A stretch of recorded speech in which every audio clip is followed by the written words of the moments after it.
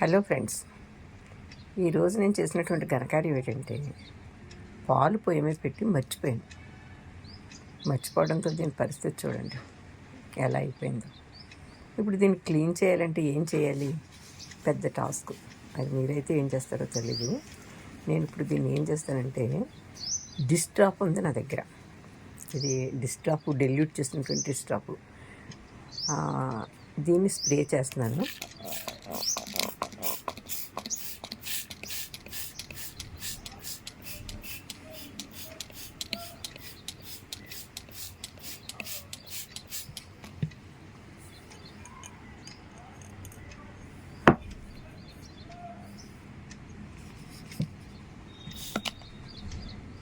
Spray చేసి కొంచెం water వేసి ఉంచేస్తాను అన్నమాట కొంతసేపు.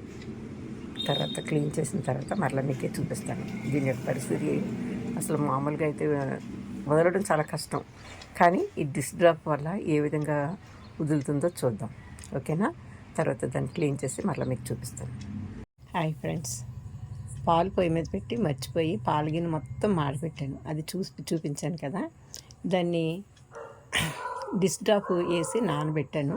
దాన్ని తోమిన తర్వాత క్లీన్ చేసిన తర్వాత చూపిస్తానని చెప్పాను కదా. ఇదిగో క్లీన్ అయిన తర్వాత తోమిన తర్వాత దీని పరిస్థితి ఇదనమాట.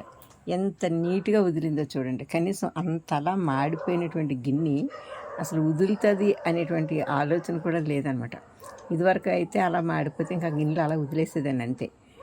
కానీ ఈ డిష్ డ్రాప్ వేసిన తర్వాత, డిష్ డ్రాప్ వేసి కొంతసేపు నానబెట్టిన తర్వాత, డిష్ డ్రాప్ వేయడం చూపించాను కదా మీకు. ఆ డిష్ డ్రాప్ వేసి నానబెట్టిన తర్వాత ఇది ఎంత నీట్గా వచ్చిందో చూడండి. గిన్నె డిష్ డ్రాప్ ఇంత బాగా పనిచేస్తుంది అనమాట.